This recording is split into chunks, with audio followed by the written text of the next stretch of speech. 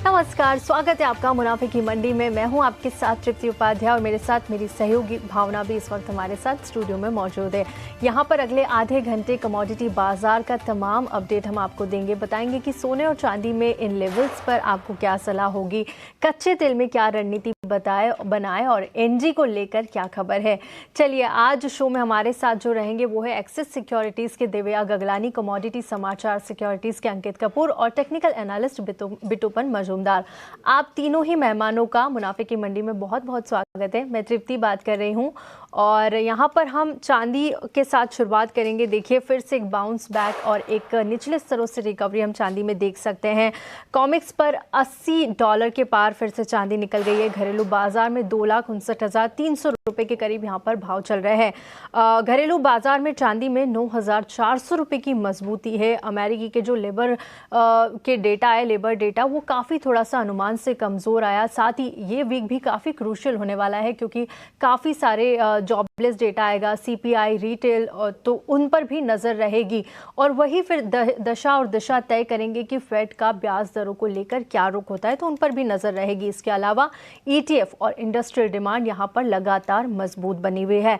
बिटूपन जी, आपके साथ शुरुआत करते हैं। चांदी में देखिए बड़ा करेक्शन आया, उसके बाद फिर से हम निचले स्तरों से अच्छी रिकवरी देख रहे हैं, लेकिन काफ़ी वॉलेटाइल दिख रही है। काफ़ी बड़े बड़े स्विंग्स यहाँ पर आ रहे हैं। करेक्शन आ रहा है तो बड़ा आ रहा है, रैली आ रही है तो बड़ी आ रही है। अगर कॉमिक्स की बात करें तो देखिए आज फिर से $81 पर दिख रही है। करीब 6% की तेज़ी इस वक्त हम देख सकते हैं। क्या सलाह होगी इन लेवल्स पर चांदी में?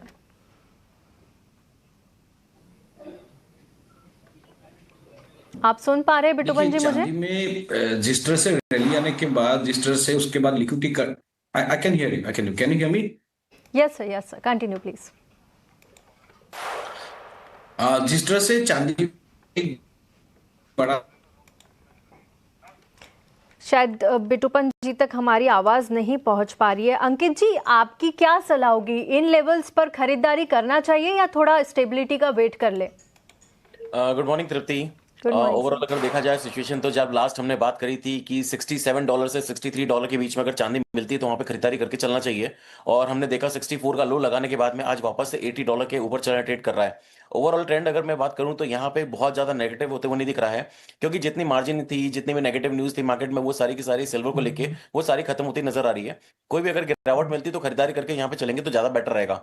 मुझे नहीं लगता कि सिल्वर के अंदर $60 या $50 के ऐसे कोई लेवल्स हमको देखने को मिलेंगे। कोई भी अगर गिरावट मिलती है शॉर्ट टर्म में $75 $74 के आसपास मिलती है तो खरीदारी के काफी काफी अच्छे लेवल्स मिल सकते हैं। अगर हम देखिए बात करें तो यहाँ पे यूरोपियन डील हुई, उसके बाद में अब अमेरिकन डील हुई। सारी डील्स तो होती हुई नजर आ रही है, लेकिन उसका इंपैक्ट गोल्ड सिल्वर पे कहीं भी पड़ता हुआ नजर नहीं आ रहा है। तो जो शॉर्ट टर्म करेक्शन बहुत टाइम से जो लोग एक्सपेक्ट कर रहे थे कि करेक्शन नहीं आया, करेक्शन नहीं आया, तो वो करेक्शन ऑलरेडी अब देखने को मिल गया है। तो 4,20,000 से चांदी हमको 2,25,000 के आसपास देखने को मिली है। अब वापस से आज 2,60,000 के आसपास चल रही है। तो ट्रेंड पॉजिटिव बना हुआ है, अभी भी कोई भी घबराने वाली बात नहीं है। जिसको भी खरीदारी करके चलनी है, सामने से यहाँ पे खरीदारी करके चल सकते हैं। 2,60,000 के आसपास खरीदारी करके चल सकते हैं। 2,45,000 के यहाँ पे शॉर्ट टर्म स्टॉप लॉस लगा के चलेंगे। टारगेट यहाँ पे वापस से 2,80,000 2,90,000 तक देखने को मिलेंगे।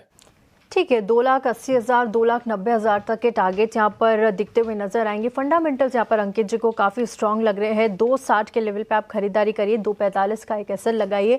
वहीं कॉमिक्स की बात करें तो यहाँ पर अगर $75-76 के आसपास अगर आपको चांदी यहाँ पर मिलती है तो यहाँ पर भी आप ट्रेड कर सकते हैं। बाय ऑन डिप्स की रणनीति फिलहाल चांदी में बनाकर चलिए। देवया जी, आपको क्या लगता है, चांदी में इन लेवल्स पे खरीदारी करना चाहिए? आपको भी लगता है फंडामेंटल्स मजबूत है इस वक्त? Good morning. ओवरऑल मैं बात करूं तो चांदी में जिस हिसाब से हमें करेक्शन देखने मिला था, तो जो भी इन्वेस्टर्स ने रैली मिस आउट की थी तो उनके एंड से एक बार्गिंग बाइंग देखने मिला लोअर लेवल पे। जिस हिसाब से हमने बोला कि फंडामेंटल्स नो डाउट इंटैक्ट ही है एज ऑफ नाउ, पर जिस हिसाब से डॉलर इंडेक्स में हमें थोड़ी सी रिकवरी देखने मिली है तो उसके से एक तो प्रेशर देखने मिला था, पर्टिकुलरली इन सिल्वर। गोल्ड में हमें इतना ज्यादा प्रेशर देखने नहीं मिला है। पर अगर हम टेक्निकल लेवल्स की बात करें तो $70 का एक स्ट्रॉन्ग सपोर्ट जोन है। प्राइस ने वो लेवल बार बार रिटेस्ट किए, तो उससे आपसे एक इंडिकेटर आ जाए कि वहां पे एक स्ट्रॉन्ग डिमांड जोन है वो लेवल पे। अगर उसके नीचे अगर चांदी जाता है तो ही हमें करेक्शन देखने मिल सकता है, और एल्स मुझे लगता है कि चांदी जो है एक ब्रॉड रेंज में ट्रेड कर सकती है अराउंड $70 to $90। अगर जैसे कि आपने कहा कि चांदी में हमें काफी वॉलेटाइल मूव देखने मिल रहा है कि करेक्शन काफी बड़ा आता है, रैली भी काफी उतनी बड़ी आती है, तो प्राइस जो है काफी टाइम से कंसोलिडेट नहीं हुआ है। तो मेरे हिसाब से अभी ये जो दौर होगा एक से 1.5 महीने का, वो कंसोलिडेशन का होगा जब तक प्राइसेस जो है हायर एंड पे $95 के ऊपर सस्टेन नहीं होती है। अगर मैं लॉन्ग टर्म की मैं बात करूं तो एक्यूमुलेशन जोन अराउंड 250 टू 260 के आसपास है। स्टॉप लॉस हम 2,20,000 का रख सकते हैं और टारगेट जो है ऊपर में 3 लाख का हम लोग मेंटेन कर सकते हैं। अगर मैं इंट्राडे लेवल्स की बात करूं तो इंट्राडे में अगर प्राइसेस 2,68,500 के करीब आता है, कॉल में सिल्वर मिनी में रहेगा, तो वहां पे हम स्टॉप लॉस जो है 2,67,500 का रखे और टारगेट जो है ऊपर में 2,71,000 का मेंटेन करें। ऑलराइट, तो अगर लॉन्ग टर्म में अगर चांदी में खरीदारी की सोच रहे हैं तो करीब 2,30,000 तक का स्टॉप लॉस रख के 3 लाख तक के टारगेट आपको आने वाले वक्त में देखने के लिए मिल सकते हैं। लॉन्ग टर्म के लिहाज से 250 260 के आसपास जो है वो फिलहाल चांदी में कारोबार होता नजर आ रहा है। और अगर शॉर्ट टर्म में देखें तो 2,71,000 तक का टारगेट जो है यहाँ पे देखने के लिए मिल सकता है। आइए अगले गेस्ट की तरफ बढ़ते हैं। बिटूपन मुजुमदार हमारे साथ जुड़े हुए हैं। बिटूपन जी, आपकी क्या राय बन पा रही है चांदी में?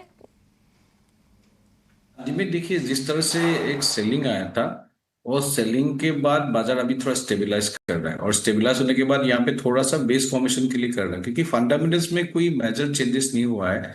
Fundamental remains to be bullish, बाकी खाली जिस तरह से एक्सेस की तरफ से मार्जिन बढ़ाया उसके कारण थोड़ा सा लिक्विडिटी आया, प्रेशर आया, थोड़ा सा पैनिक आया, तो काफी लोगों ने लॉन्ग लिक्विडेशन किया है और इसी कारण बाजार में भाव देखा आपने, फर्स्ट शार्प डिक्लाइन देखा। और जनरली क्या होता है, कोई भी जब शार्प रैली के बाद डिक्लाइन आता है तो पहला लेग वो शार्पर होता है, इसके कारण जो कस था काफी डीप था।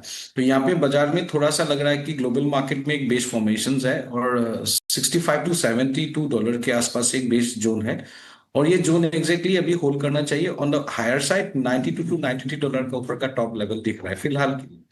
तो यहाँ पे अभी जो है $81 के आसपास है, तो यहाँ से हो सकता है भाव थोड़ा सा और खींचेगा, 2,65 टू 2,71,000 तक खींच सकता है। डिप्स में बाय करना चाहिए, लेकिन प्रॉपर स्टॉप लॉस के साथ प्रॉपर एंट्री उस तरह का भी मिलना बड़ा मुश्किल है।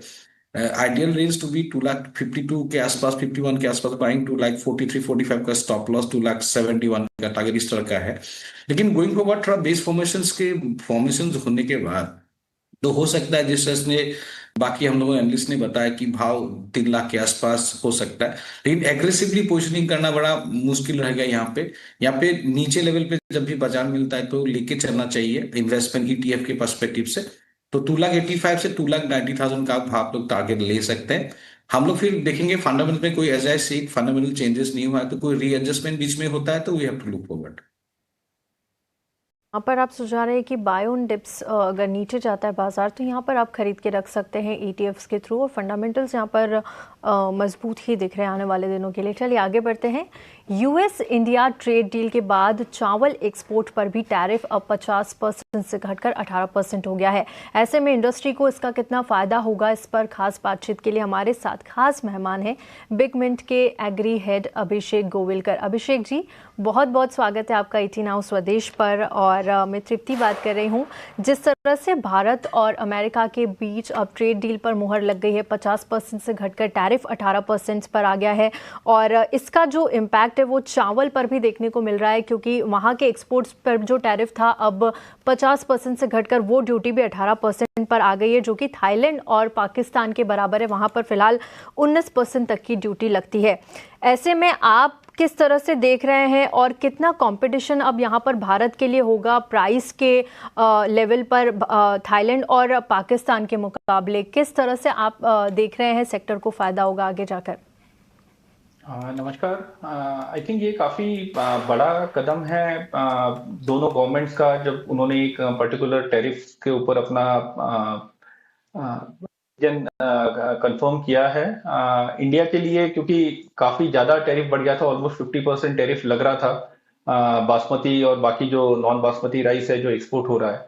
सो उस केस में अगर ये वापस घट के अब 18% पे आया है, तो आई थिंक ये इंडिया के एक्सपोर्टर्स के लिए काफ़ी अच्छा फैसला है, और इससे एक्सपोर्ट को थोड़ा बढ़ावा मिलेगा, क्योंकि इंडिया का जो एक्सपोर्ट है वो जो दूसरे मेजर एक्सपोर्टिंग कंट्रीज हैं, जैसे पाकिस्तान हो गया या इंडोनेशिया हो गया, हमारे जो एक्सपोर्टर्स हैं I think they will be more price competitive रहेंगे और एक अच्छे वॉल्यूम के साथ एक्सपोर्ट करने के इसमें दिख रहे हैं अभी।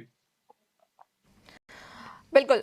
सर हम देखें तो हमारे देश में बासमती और नॉन बासमती दोनों ही राइस की डिमांड जो है वो काफ़ी अच्छी होती है, और इसमें स्पेसिफिकली बासमती राइस देखें तो जीआई टैग भी कई बासमती राइस को दिया गया है। ऐसे में जब अभी ये रेट कट जो हुआ है, इसको देखते हुए कौन सी डिमांड जो है वो ज़्यादा बढ़ने की उम्मीद आपको देखने के लिए मिल रही है, बासमती और नॉन बासमती?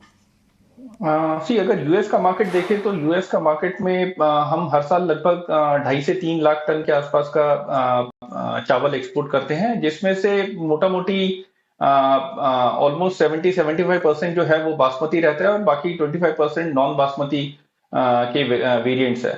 सो प्रेडोमिनेटली यूएस मार्केट जो है वो बासमती के लिए बड़ा मार्केट है as compared to non basmati, और ये कंटिन्यू रहेगा क्योंकि जो इंडियन डायस्पोरा है वहां पे या इंडियन पॉपुलेशन है, they also prefer Indian basmati in order to जो वहां पे लोकल कंजम्पशन है उसमें वो लोकल राइस के बजाय इंडियन बासमती को ज्यादा प्रिफर करते हैं। So basmati will continue to lead US market में, बट नॉन बासमती का भी वहां पे काफी तेजी से जो एक्सेप्टेंस है वो आ रहा है, और काफी हमने लास्ट 2-3 साल में देखा है कि नॉन बासमती का भी यानी जो मार्केट शेयर है वो तेजी से बढ़ा है यूएस मार्केट में। के लिए एक बड़ा बाज़ार है यूएस, और वहाँ पर आप बासमती के लिए आगे आते हुए देख रहे हैं कि डिमांड ज़्यादा बढ़ सकती है।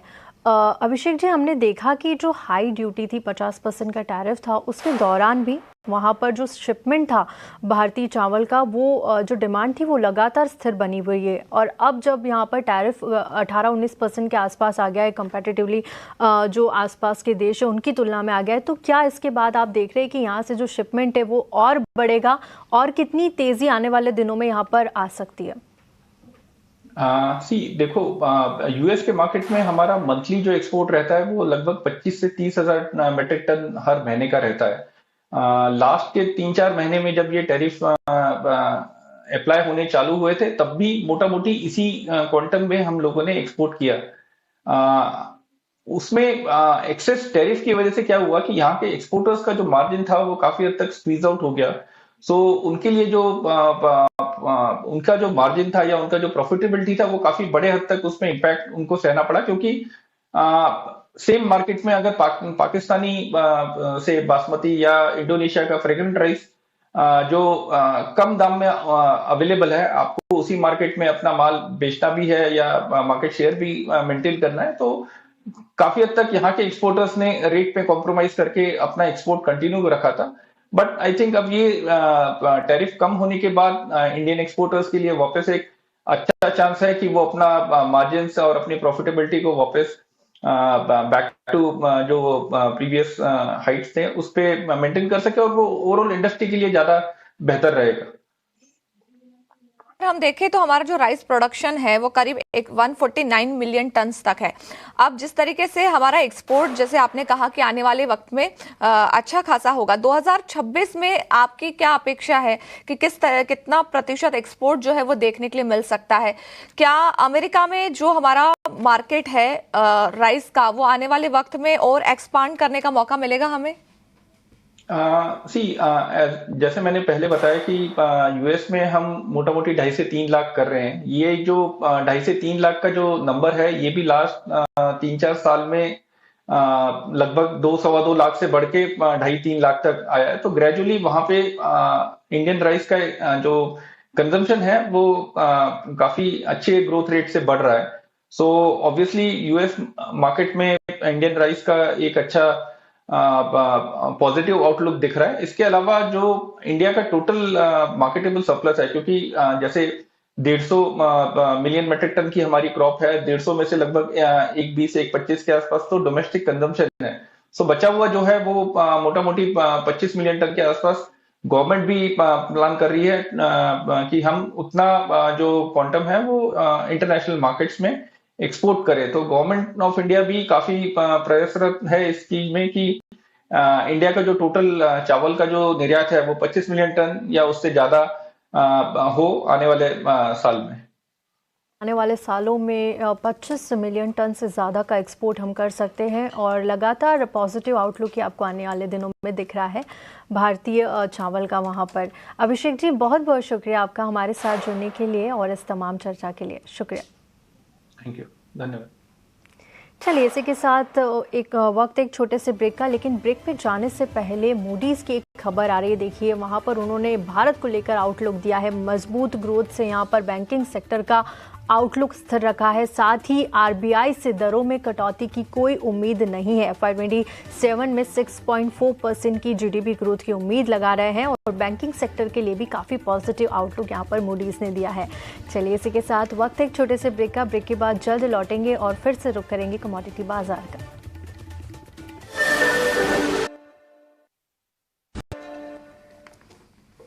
ब्रेक के बाद आप सभी का स्वागत है। आइए कमोडिटी मार्केट पर नजर डालते हैं और अब बात कर लेते हैं जरा गोल्ड की। जिस तरीके से सिल्वर में देखिए मजबूती देखने के लिए मिल रही है, उसी तरीके का एक्शन गोल्ड में भी देखने के लिए मिल रहा है। गोल्ड में भी खरीदारी जो है वो लौटी है। कॉमेक्स में आज सोने में करीब $5 से ज्यादा की तेजी जो है वो देखने के लिए मिली है। साथ ही आपको बता दें कि घरेलू बाजार में भी सोना करीब 1,57,400 के आसपास कामकाज करता हुआ जो है वो नजर आ रहा है। सोने में आज घरेलू बाजार में करीब 2,000 रुपए तक की जो तेजी है वो देखने के लिए मिल रही है। 2,000 रुपए की बढ़त हुई है। पिछले 10 दिनों में हम देखें तो करीब 12% की कमजोरी जो थी वो गोल्ड में देखने के लिए मिली थी, लेकिन अब वहां से जो मजबूती है निचले स्तर से खरीदारी होते हुए देखने के लिए मिली है। कॉमेक्स पर सोना करीब 1.25% मजबूत है। $5,040 के आसपास जो है वो कामकाज कर रहा है। गोल्ड स्पॉट भाव 4,996 के करीब, $4,996 के करीब है। आपको बता दें कि अब ये डिमांड जो है वो कहां से आती हुई नजर आई है, क्या कारण बन रहे हैं सोने में आज जो तेजी है उसके पीछे। तो देखिए ग्लोबल अनिश्चितताएं जो है वो अभी भी बरकरार देखने के लिए मिल रही है। कमजोर डॉलर से सेफ हेवन डिमांड जो है वो बड़ी है। साथ ही आपको बता दें कि इस साल में 2 बार रेट कट जो है वो देखने के लिए मिल सकती है फेड की तरफ से, जिसकी वजह से अभी भी मार्केट में जो है गोल्ड को पॉजिटिव के तौर पे देखा जा रहा है। यूएस यील्ड जो है, बॉन्ड यील्ड 10 साल के निचले स्तर पर सोने में जो है उसके वजह से मजबूती देखने के लिए मिलती है। हाल ही में यील्ड में देखें तो नरमी देखने के लिए मिली थी और इन्फ्लेशन जो है वो फिलहाल जो है वो बढ़ा हुआ है। अब ऐसे में गोल्ड पर क्या राय कुछ बन पा रही है, इसके ऊपर जरा नजर डाल लेते हैं। हमारे साथ हमारे गेस्ट जो हैं वो जुड़े हुए ही हैं। सबसे पहले अंकित कपूर जी आपके पास आते हुए, गोल्ड में आपका नजरिया किस तरीके से बन रहा है सर? जी, आपने जिस तरह से फंडामेंटल्स बताया है, सारे फंडामेंटल्स इसी तरह से कंटिन्यू रहेंगे और जो जियोपॉलिटिकल टेंशंस है वो बनी हुई है। हमने देखा कि ग्लोबल मार्केट में सारी टेंशंस कहीं ना कहीं ईज होती नजर आ रही हैं, लेकिन गोल्ड के ऊपर कोई भी इंपैक्ट पड़ता हुआ नजर नहीं आ रहा है। वो लगातार अपसाइड की तरफ बना हुआ है। जो करेक्शंस हमने देखे थे $4,400 तक के, उसके बाद हम देख रहे हैं $5,040 के आसपास ट्रेड कर रहा है। तो यहाँ पे ओवरऑल जो आउटलुक है वो पॉजिटिव है। मुझे लगता है कि वीकली चार्ट जिस तरह से इसने क्लोजिंग दी है, काफी अच्छा पैटर्न बना हुआ है। अगर ये $5,100 मतलब $51 के ऊपर अगर क्लोजिंग आती है तो आने वाले टाइम में $5,900 $6,000 तक के भी टारगेट्स यहाँ पे देखने को मिलेंगे। तो ट्रेंड काफी पॉजिटिव है। यहाँ पे जो निवेशक हैं वो निवेश करके चल सकते हैं। यहाँ पे भी कोई किसी को नई खरीदारी करके चलना है तो नई खरीदारी करके चल सकते हैं। तो निवेशक यहाँ पे बने बने रहे, क्योंकि आने वाला टाइम जो है गोल्ड का रहने वाला है। मुझे लगता है कि सिल्वर से ज्यादा गोल्ड के अंदर स्ट्रेंथ देखने को मिलेगी, जिस तरह से ग्लोबल मार्केट के अंदर टेंशन बनी हुई है। तो यहाँ पे मुझे लग रहा है कि $6,400 तक के टारगेट्स हमें देखने को मिल सकते हैं। कोई भी अगर गिरावट मिलती है तो खरीदारी करके चल सकते हैं। $4,500 का स्टॉप लॉस रहेगा। वही अगर एमसीएक्स की बात करें तो एमसीएक्स में भी 1,55,000 1,54,000 के आसपास अगर मिलता है तो खरीदारी करके चल सकते हैं। 1,48,000 का स्टॉप लॉस लगाएंगे। आने वाले टाइम में 1,65,000 1,70,000 तक के टारगेट्स वापस से देखने को मिलेंगे। ऑल राइट 1,65,000 तक के टारगेट जो है वो देखने के लिए मिल सकते हैं। 1,48,000 रुपए तक का स्टॉप लॉस जो है वो लगाना है। दिव्यांग अगलानी जी भी हमारे साथ लगातार जुड़े हुए हैं। दिव्यांग जी, आपकी क्या राय बन पा रही है? क्या आपका भी नजरिया पॉजिटिव है? जी हाँ, मतलब मैं गोल्ड की अगर मैं बात करूँ तो ओवरऑल ट्रेंड उसका पॉजिटिव ही है। एक तरफ से जो उसने सपोर्ट लिया है 4,500 4,600 के आसपास कॉमेक्स में, काफी एक इम्पोर्टेंट सपोर्ट जोन है। एक रिटेस्ट किया था प्राइजेस ने उसको प्रीवियस ब्रेकआउट, उससे वहां से रिवर्सल हुआ था। तो इंडिकेशन है कि जो नीचे का लेवल है, स्ट्रॉन्ग डिमांड जोन है, जब तक वो लेवल इंटैक्ट है मेरा आपसे ट्रेंड जो है पॉजिटिव रहेगा। जिस हिसाब से अंकित जी ने कहा कि 5,100 का एक इमीडिएट रेजिस्टेंस जोन है कॉमेक्स में, अगर प्राइस उसके ऊपर वीकली क्लोजिंग देता है तो हमें जो रैली है और आगे जाके कंटिन्यू देखने मिल सकती है लोअर लेवल से। आगे जाके हमें 5,400 और 5,500 के भाव देखने मिले। अगर मैं ओवरऑल बात करूँ तो इन्वेस्टर के लिए, जो भी इन्वेस्टर रिस्क एवर्स है, उसके लिए सोना में इन्वेस्ट करना काफी ज्यादा बेहतरीन होगा एज कम्पेयर टू सिल्वर, क्योंकि उसमें वॉलेटिलिटी थोड़ी कम होती है एज कम्पेयर टू सिल्वर। और साथ ही साथ अगर मैं फंडामेंटल्स की बात करूँ तो ये वीक में इंपॉर्टेंट डेटा, जैसे आपने डिस्कस किया, नॉन फार्म पेरोल का डेटा, इन्फ्लेशन का डेटा है। तो ये डेटा के बाद मे बी एक इंडिकेशन मिलेगा कि फेड की जो मिनट्स आने वाली है ये महीने में, तो क्या इंडिकेशन करती है और रेट कट की जो एक्सपेक्टेशन है वो कितनी बढ़ती है। तो उसका सारे के सारे फैक्टर्स अभी एज ऑफ नाउ सोने के लिए पॉजिटिव है। मेरे हिसाब से बाय ऑन डिप्स हम कर सकते हैं। अगर इंट्राडे की अगर मैं बात करूँ लेवल्स, तो जी। गोल्ड मिनी अगर 1,55,000 के करीब आता है तो वहां पे हम बाय कर सकते हैं। स्टॉप लॉस है 1,54,200 का रखे और टारगेट जो ऊपर में 1,56,000 का रखे। ठीक है, गोल्ड मिनी पर यहाँ बाय की सलाह है 1,55,000 पर आप यहाँ पर खरीदने की सलाह दे रहे हैं। एसएल 1,54,200 का टारगेट यहाँ पर 1,56,000 तक के मिलेंगे। चलिए, यहाँ पर सोने चांदी की हमने बात की, लेकिन अब कच्चे तेल पर भी राय ले लेते हैं क्योंकि काफ़ी सारे फंडामेंटल्स यहाँ पर कामकाज कर रहे हैं। यूएस और ईरान के बीच बातचीत तो हुई फ्राइडे को, लेकिन कोई कॉन्क्रीट डेवलपमेंट यहाँ पर फिलहाल निकल कर नहीं आया है। आगे किस तरह की बातचीत यहाँ पर बनती है, लेकिन उसका जो प्रेशर है साफ तौर पर ब्रेंट क्रूड पर आप देखिए $67 के आसपास 1% की गिरावट के साथ यहाँ पर कारोबार हो रहा है। इसके अलावा भी WTI क्रूड देखें तो यहाँ पर $63 के आसपास कारोबार हो रहा है। घरेलू बाजार में कच्चे तेल में भी गिरावट देखने को मिल रही है। M6 पर देखिए तो करीब 2 से 2.25% की गिरावट है। 5,694 के लेवल पे यहाँ पर भी कारोबार हो रहा है। लेकिन इसके साथ ही एक और काउंटर है नेचुरल गैस। यहाँ पर भारी गिरावट देखने को मिल रही है, करीब 10% से ज़्यादा, 9 से 10% के बीच की गिरावट है। 290 के लेवल पे NG में कारोबार हो रहा है। इंटरनेशनल बाजारों में भी हम देख रहे हैं कि यहाँ पर भी करीब 6 से 6.5% की कमजोरी है।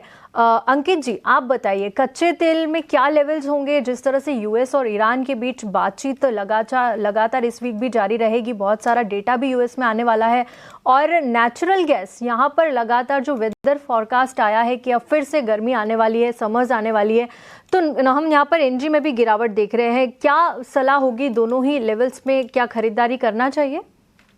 देखिए, क्रूड की अगर बात करूं तो क्रूड के अंदर तो काफी टाइम से एक रेंज बाउंड ट्रेडिंग चल रही थी। उसके बाद में हमको अच्छी खासी रैली देखने को मिली है। आज गिरावट जरूर देखने को मिली है, लेकिन बहुत बड़ी मुझे एक्सपेक्टेशन नहीं कि इसके अंदर गिरावट आनी चाहिए। 5650 के आसपास अगर मिलता है तो 5400 के स्टॉप लॉस से बाइंग करी जा सकती है। वापस हमें 6100 तक के टारगेट्स यहाँ पे देखने को मिल सकते हैं। तो क्रूड की तो बात ऐसी है कि अभी भी सस्टेनेबिलिटी बनी हुई है। जो ईरान वाली डील है वो होती है नहीं होती उसके ऊपर नजर जरूर है, लेकिन मुझे नहीं लगता है कि इतना कोई जल्दी शांति होने वाली है मार्केट के अंदर। तो क्रूड के ऊपर बिल्कुल नजर बना के चलिए। अगर 5650 के आसपास मिलता है तो खरीदारी करके चल सकते हैं।